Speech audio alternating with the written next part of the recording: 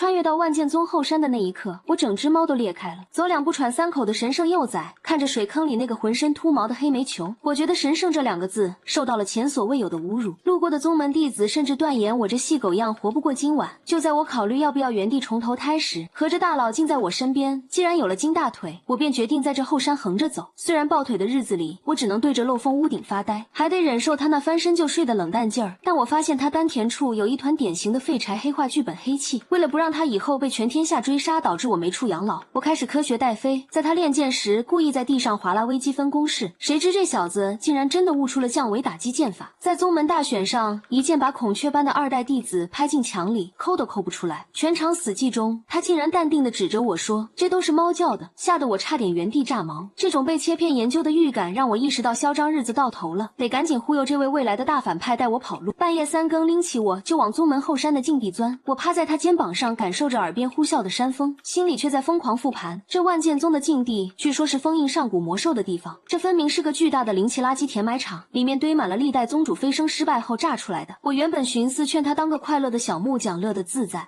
可是我凭什么阻碍他的将来呢？这小子天生就是贱骨，留在这种暗无天日的地下果园未免太自私了。我在果园里守了他整整10天，这期间我像个不知疲倦的园丁，把那些熟透了的灵果一个个卷进我那神祖自带的随身空间里。10天后，林金渊睁开眼，那一瞬间他的眼神犀利的像能斩断虚空，修为竟然硬生生的跨过了筑基，直冲金丹。他站起身，看着我这1米33的矮冬瓜体型，其实是吃太多灵果胀的，竟然破天荒的露出了一抹笑。苏喵喵，等我以后强大了，一定给你修一座全天下最大的猫爬架。我听着这话，心里美滋滋的，却浑然不知至高神庭那帮专门负责清理位面异常的家伙，已经循着这果园开启的灵力波动追过来了。就在林金渊对着猫爬架画饼的时候，这地下果园上方的岩层突然剧烈颤抖起来，无数碎石扑簌簌的往下掉，掉在那些万年灵果上，砸出一片黏糊糊的果浆，看得我心都在滴血。我这双猫眼穿透重重岩壁，瞧见云端之上站着几个穿着金边长袍，表情比冻豆腐还生硬的家伙，领头的那个手里拿着个巨大的青铜圆镜，正对着下方一顿扫描。我心里咯噔一声，这标志性的打扮不就是至高神庭那帮专门负责整顿纪律啊，不对，是负责清理位面异常的巡界使吗？看来是我刚才吃的太猛，神祖气息外泄，这帮闻着味儿就来的单细胞生物已经锁定我们了。林金渊反应极快，他一把抓起我就往怀里塞，那力道大的差点没把我昨晚吃的洗髓果给勒出来。他沉声说，苏喵喵抓稳了，接着脚尖一点，整个人像道离弦的箭一样冲向果园深处的黑暗裂缝，身后传来轰隆一声巨响，整片地下果园的防御阵法被蛮力破开，刺眼的阳光直射进来，那巡界使的声音如同自带扩音器般在山谷回荡，妖星现世，半生神兽付诸随行，灰飞烟灭。我趴在林金渊肩膀上疯狂翻白眼，心想你才是妖星，你全家都是妖形，我这叫位面监察者微服私访，懂不懂？但现在的我除了会吐火球，其实是消化不良喷出的胃火之外，法力连个火线都连不上，只能眼睁睁看着林金渊被那帮金闪闪的家伙一路狂追。这种亡命天涯的日子大概过了大半年，我们从东边的修仙界一直窜到了西边的蛮荒之地。林金渊这小子的潜力确实是被逼出来的，大半年的时间，他不仅稳固了金丹修为，甚至隐隐有突破元婴的架势。我看着他那张越来越有大反派潜质的脸，心里又是欣慰又是担忧。欣慰的是我的长期饭票保住了，担忧的是万一他以后真成了魔尊，我这只陪他度过危时的小猫是不是得被封个魔教第一团宠的名号？这一日，我们路过一片血红色的丛林，还没走多远，就听到里面传来一个苍老却中气十足的声音，在唱某种洗脑的 rap。林金渊停下脚步，